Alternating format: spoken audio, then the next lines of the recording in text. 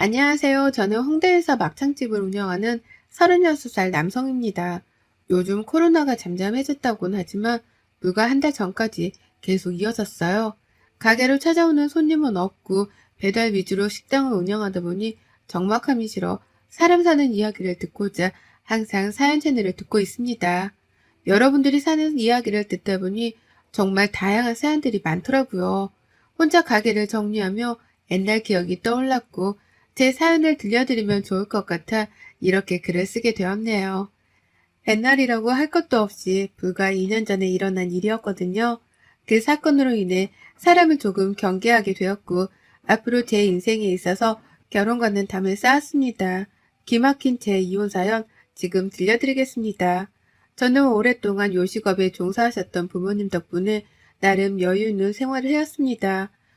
족발집을 운영하셨는데 맛도 좋고 입소문이나 전국에 체인점이 몇 개 있는 나름 규모가 큰 가게였어요. 어려서부터 부모님이 일을 하셨던 터라 많은 사랑을 받진 못했지만 아낌없는 지원 덕분에 하고 싶은 거 먹고 싶은 거 다 사먹으며 어린 시절을 보냈습니다.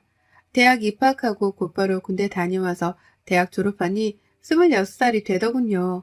부모님은 안정적인 직장에서 소소하게 월급 받으며 평범한 사람으로 살길 바라셨습니다. 요식업이 단순히 음식 장사를 하는 사업이 아니라 상당히 고생하는 직업이라 자신들과는 다른 삶을 살길 바라신 거였죠. 그렇게 부모님의 바람대로 IT 분야에서 알아주는 기업에 입사해 5년간 근무했습니다. 하지만 근무하면서 이 길은 제 길이 아니라는 생각이 들었고 무언가 저만의 사업을 해보고 싶었어요. 그래서 제일 좋아하는 음식으로 가게를 하나 차려보자 결론을 지었고 저의 계획을 부모님께 말씀드리니 자금은 보태줄 테니 실패를 하던 성공을 하던 알아서 하라 하셨습니다. 제가 자라면서 보고 배운 게 엄마 아버지 장사하시는 건데 그만큼은 아니더라도 제 스스로 뭔가를 해보고 싶어요. 아직 나이도 젊고 더 늦기 전에 도전해보고 싶어요. 요식업이라는 게 결코 쉬운 게 아니다. 남들이 보기엔 그저 물건 떼다 팔며 손님 상대하는 그런 일로 보이겠지만 보이는 게 전부가 아니야. 하나하나 확인해야 할 것도 많고 때로는 가족보다 더 신경 써야 하는 경우도 있어. 네가 그걸 감당할 수 있겠니? 힘들지 않은 일이 어디 있나요? 하지만 제가 지금 회사 다니면서 매번 후회하는 것보다는 실패를 맛보더라도 도전해보고 싶어요. 망하던 잘 되던 일단 해볼게요. 장사를 시작할 돈은 있냐? 일단 월급 모아둔 돈도 얼추되고 대출받고 하면 괜찮을 것 같아요. 정말 아무것도 모르는 녀석이네. 대출? 그거 함부로 받는 거 아니다. 물론 불가피할 때도 있지만 최대한 피해하는 게 대출이야. 일단 이 애비가 3억 줄 테니 그걸로 시작해라. 적은 돈 아니다. 내가 피땀 흘려 번 돈이야. 이 돈으로 가게를 구하는 것부터 시작해서 어떻게 할 건지 잘 구상해봐. 잘 되든 안 되든 그건 오로지 네 몫이라는 거 잊지 말아라. 그래서 31살 되던 해 부모님의 응원에 힘입어 첫 장사를 시작하게 되었습니다. 유동인구가 많고 모기 좋은 곳을 골라 홍대에서 15평 정도 되는 작은 막창집을 오픈했어요. 무턱대고 오픈하긴 했지만 홍보를 많이 하고 직접 막창을 손질하고 구워주는 서비스를 제공했고 많은 이벤트도 열며 가게는 인산인해를 이루며 대성공을 거두었죠. 하지만 코로나라는 안타까운 시기가 닥쳤고 제 가게도 잠시 주춤하던 시기였습니다. 이러다 가게가 망할 수도 있겠다 생각이 들었고 날이 갈수록 초조해져만 갔죠. 그러던 어느 날 가게 문을 일찍 닫고 직원들과 막창에 술 한잔을 했습니다. 나이 차이가 나봤자 두세 살이어서 서로 형 동생하며 가까운 사이였죠. 갑자기 직원 중 한 명이 저에게 여자를 소개시켜 주겠다는 겁니다.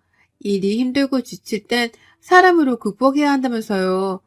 그렇게 그 직원이 소개해준 여자를 만나게 되었는데 제가 첫눈에 반할 정도로 예쁘장한 외모였어요.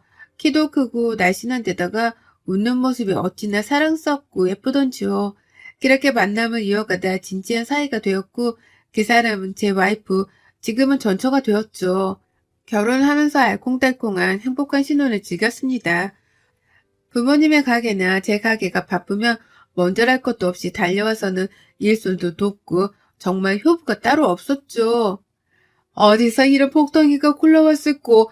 잘 다니던 회사 때려치고 사업한다고 했을 때 불안했는데 마음 다잡고 이렇게 잘 사는 모습이 보기 좋구나. 어머님, 아버님, 앞으로도 가게 바쁘고 그러면 저 불러주세요. 어차피 집에서 하는 일도 없는걸요. 그 일도 바쁘고 늦게 들어와서 혼자 있는 시간이 너무 많아요. 차라리 이렇게 어머님, 아버님이랑 같이 일하면서 얘기하는 게 저는 훨씬 더 좋은걸요. 어머, 어쩜 말도 이렇게 예쁘게 할까? 그래, 우리 앞으로 더 잘 지내보자. 부모님도 싹싹한 성격의 전처를 좋아라 하셨고, 가게가 코로나로 사정이 좋지 않아 힘이 들면 언제나 밝은 미소로 저를 응원해주며 서로 돈독한 사이가 되어갔습니다. 그렇게 1년 정도의 시간이 흘러 저희에게 아기 천사가 찾아왔고, 전처는 건강한 딸을 출산했죠. 하루가 다르게 커가는 모습을 보며 힘들어도 아이를 생각하면 모든 것이 녹아내리더군요. 미소 하나에 온 세상을 다 얻은 것 같은 기분을 매일 느끼며 그렇게 딸바보가 되어버렸죠.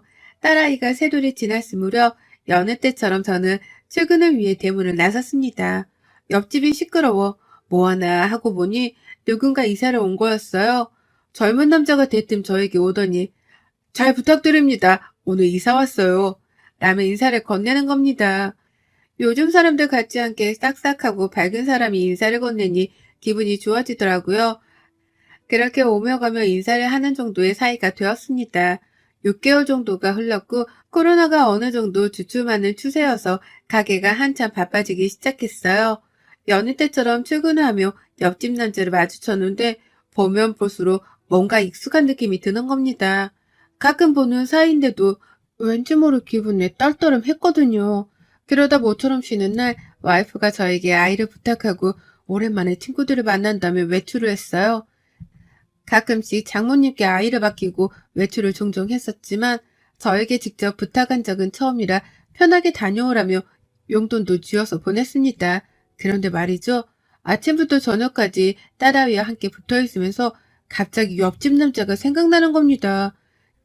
옆에서 새근새근 낮잠을 자고 있는 아이의 얼굴을 보자니 옆집 남자가 겹쳐 보이는 거예요. 평소 사연 채널을 즐겨 들으며 여러 사연들을 접하기도 하고 이런 경우가 있을까 싶었고 정말 말도 안 되는 생각이란 걸 알지만 제 스스로에게 묻고 싶더군요. 며칠을 고민한 끝에 딸아이의 칫솔과 제 칫솔을 유전자 의뢰를 맡겼어요. 이 행동 자체가 상당히 위험한 행동이고 정말 말도 안 되는 것인 줄 알지만 찝찝한 느낌이 있었거든요. 딸아이가 제 친자가 아닐 수도 있다는 사실보다는 그 찝찝한 기분을 덜어내고 싶었어요. 며칠 후 저는 충격적인 결과를 듣게 되었습니다. 딸아이가 제 친자가 아니라는 결과였어요. 하지만 그 사실보다 그동안 아내가 저를 속였다는 것, 그리고 과연 이 아이의 친부는 누구일까 하는 것에 대한 생각이 더 컸습니다. 그도 그럴 것이 와이프가 최근에 이웃들과 잘 지내야 한다며 옆집 남자를 잘 챙기기도 했거든요. 그런 모습까지 겹쳐 뇌리에 무언가 얻어맞은 느낌이 들고 말았습니다. 말도 안 되는 결과에 망연자실한 저는 하루 가게 문을 닫기로 하고 와이프에게 물어보기로 했어요. 이렇게 된 이상 숨길 일이 아니고 확실하게 넘어가야 하는 부분이었죠. 아이를 재우고 거실로 나온 와이프를 불러 앉혔습니다.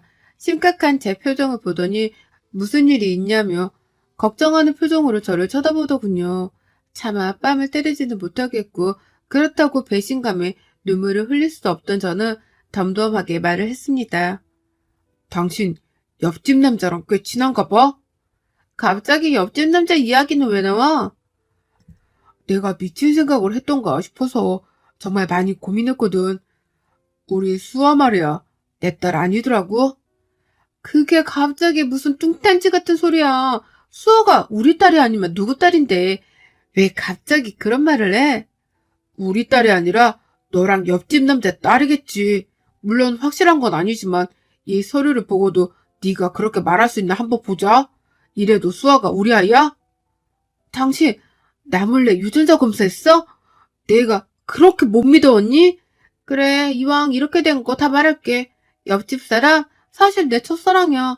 자기랑 결혼하고 얼마 안 돼서 너무 치근덕대길래 몇 번 만난 게 전부야. 하룻밤에 실수가 있었고 서로 인생에 터치 안 하기로 했어. 내 아이 내가 낳아서 키운다고 말했고 지금 와서 이 사실을 말한다고 달라질 게 있을까? 이미 혼인신고했고 법적인 우리 아이인데 너 어떻게 뻔뻔하게 말할 수 있어? 네가 그러고도 사람이야? 수호한테 미안하지도 않아? 어차피 얘라 모르잖아. 우리만 입 다물면 그만인 일이야. 당신도 수아 사랑하잖아.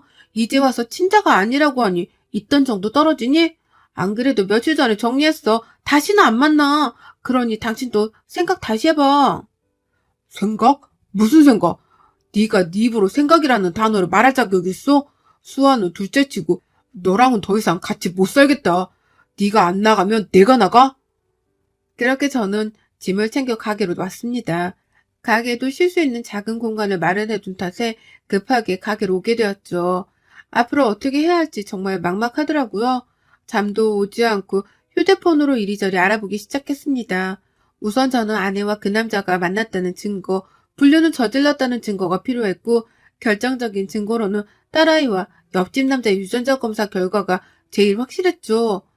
와이프가 아이를 어린이집에 보내고 집에 없는 틈을 타 뭐라도 얻을까 싶어 집으로 갔습니다. 제가 집을 나간 지 며칠이나 됐다고 그새 집이 조금 엉망이 되었더라고요. 안방부터 욕실까지 차근차근 살펴보았습니다. 아니나 다를까 제 물건이 아닌 것들이 몇 개 있더라고요. 직감적으로 옆집 남자의 것이라는 걸 알았습니다. 제가 없으니 대놓고 왕래를 했던 탓인지 평소에 제 것과는 다른 스타일의 속옷도 있더라고요. 옆집 남자의 것으로 추정되는 물건들을 가지고 유전자 검사를 의뢰했습니다. 아니나 다를까 제 예상이 맞았더라고요. 너 이제 빼도 박도 못해. 이젠 아주 집에 대놓고 들이더라? 그것도 온전한 내 집인데 그놈이랑 뒹구니까 좋아? 수아보기 부끄럽지도 않던? 정말 이해가 안 간다. 긴 말 필요 없고 법원에서 보자. 너랑은 정말 끝이다. 저는 그 길로 이혼 소송을 진행하고 옆집 남자에 대한 상간남 소송을 진행하기로 했습니다. 미리 변호사를 선임해둔 덕에 일처리는 비교적 수월했습니다. 와이프는 저에게 연락을 해오더니 소송을 취하라며 협박 아닌 협박을 했습니다. 네가 이러고도 무사할 것 같아? 수아 보기에 창피하지도 않아? 안 미안해? 미안은 하지. 이런 상황을 만들어서. 그런데 적어도 나보다는 네가 더 미안해하는 게 맞지 않냐? 나한테 굳이 미안한 감정 없어도 되는데 예언말하는 사람이 양심은 있어야지. 네가 나한테 창피라는 단어를 말할 자격이나 되니? 정말 웃기는 여자네. 내가 돈이 어딨다고 소송을 해. 위자료? 꿈도 꾸지 마. 지금 살고 있는 이 집은 나한테 넘겨야 할 거야? 나 순순히 못 물러나. 알겠어? 유책 배우자는 넌데 왜 내가 내 명의로 된 내 집을 너한테 줘야 해? 오히려 네가 나한테 위자료를 줘도 모자란데? 정신적 피해보상금까지 청구할까? 남자가 쪼잔하게 살면 안 되는 거야. 여자 인생을 그렇게 조져놓고 싶어? 어린아이를 생각해서라도 이러면 안 되는 거야, 너는. 너무나 당당하게 저에게 위자료를 요구하는 와이프가 어이가 없더라고요. 이 상황을 아직은 부모님께도 말하지 못했는데 더욱더 확고한 결심이 서더라고요. 혼인신고를 했던 제 자신이 원망스럽더군요. 물론 유책 사유는 와이프에게 있었고 증거들로 인해 재판은 저에게 유리하게 흘러갔습니다. 와이프는 재판 결과를 받아들일 수 없다며 제가 부른 위자료의 배를 부르며 항소를 하겠다고 난리치더라고요. 장인어른과 장모님은 뒷목을 잡으시며 와이프, 아니 전철을 말리셨고 풍족한 환경이지 못했던 처가댁은 결국 항소를 포기했습니다. 나중에 따로 연락이 와서는 장인어른께서 되려 사과를 하시더라고요. 자네한테 내가 정말 면목이 없네. 하나밖에 없는 딸 자식, 그것도 자식이라고 어렵사리 키웠냐만 내가 자식을 잘못 키운 탓이야. 그동안 고생했던 거 내가 다 아니까 이제는 뒤도 돌아보지 말고 자네가 하고 싶은 거 하면서 살아가게. 정말 미안하네. 그러고 나서 옆집 남자에 대한 상간난 소송을 진행했는데 2천만 원의 보상금을 받게 되었고 얼굴이 팔릴 대로 팔린 그 남자와 와이프는 둘이 어디론가 도망쳐 버렸습니다. 불쌍한 딸아이만 처가댁에 덩그러니 남겨진 채 말이죠. 딸아이를 생각해서라도 미친 척하고 참고 살아보려 했는데 저도 사람인지라 도저히 그 짓은 못하겠더라고요. 이 글을 쓰는 와중에도 딸아이의 웃는 모습이 생각이 납니다. 그렇게 소란이 잦아들고 코로나도 어느 정도 풀리면서 가게는 다시 활력을 되찾았어요. 그동안의 서러움을 무마라도 하려는 듯이 정말 미치듯이 손님이 몰려왔고 역대급의 매출을 기록했습니다. 덕분에 직원도 2명이나 더 뽑고 내년에는 인근에 2호점도 낼 계획이에요. 바쁘게 살다 보니 힘든 일은 저절로 잊혀지더라고요. 그래도 부녀지간이었던 딸아이와 그 순간들을 잊지 못합니다. 더 이상 저와 상관없는 사람들이지만 천류는 끊지 못한다 했던가요? 아무 잘못 없는 딸아이만 눈에 밟힙니다. 전처가 내연남과 도망간 이후로 시간이 제법 흘렀어요. 아이를 어찌할 수 없던 처가댁은 어렵사리 아이를 키우고 계셨습니다. 몸이 불편하셨던 장인어른 대신에 장모님이 식당에서 일을 시작하셨죠. 아무 잘못도 없는 아이와 장인어른 장모님이 고생하시니 그래도 사위였던 마지막 도리를 다 하기로 했습니다. 제 아이도 아니지만 왜 이렇게까지 하냐는 분들도 계실 텐데요. 아이 엄마도 버리고 도망간 마당에 일단 아이는 살려야 하지 않겠습니까?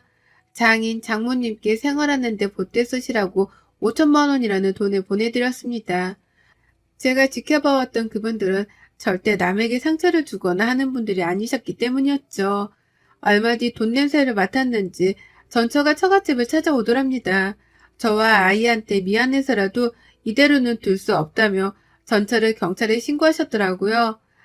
아이를 마땅히 육아해야 하는 엄마라는 사람이 아이까지 버려가며 파렴치한 짓을 하고 살게 놔둘 수는 없다면서요. 그렇게 와이프는 아동학대 혐의로 2년의 집행유예 판결을 받았습니다. 그래도 모성애는 있었는지 호되게 당하고 나니 정신을 조금 차리는 모양이더라고요. 어느 날 제 가게로 찾아와 잘못을 얘기 좀 하자는 겁니다. 다 끝난 사이에 무슨 할 말이 더 남았는지 궁금하기도 해서 드러나 보자 하고 근처 카페로 갔습니다.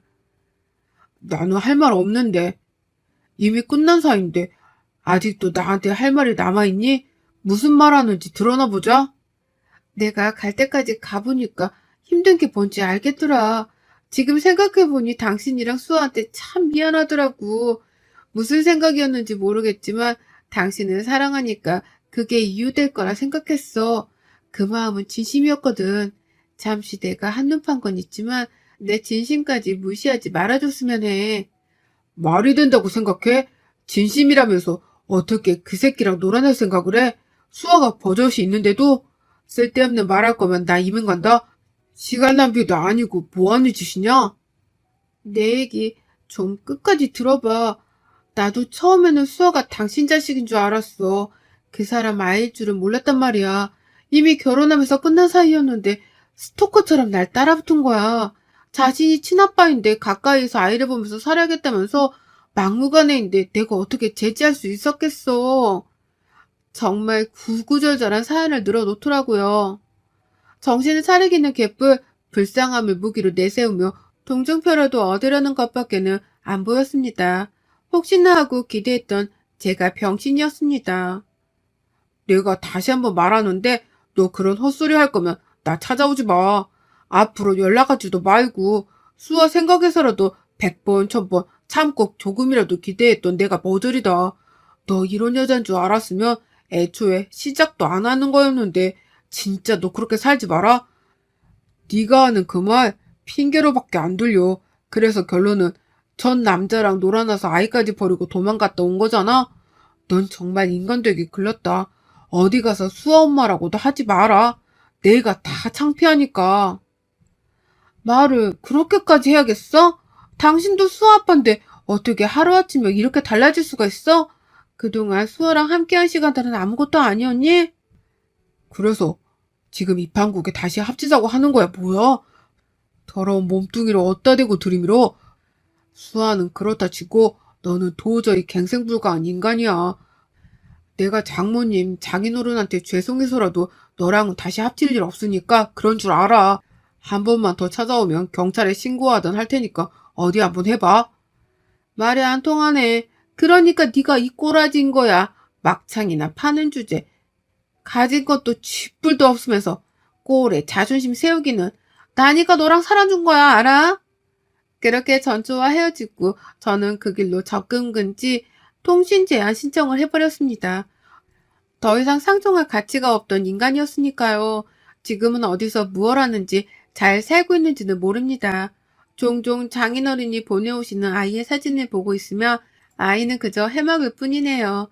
제 친자식은 아니지만 사랑스러웠던 그 순간들을 잊지 못할 겁니다. 살면서 제가 이런 일을 겪을 거라고는 상상도 못했습니다.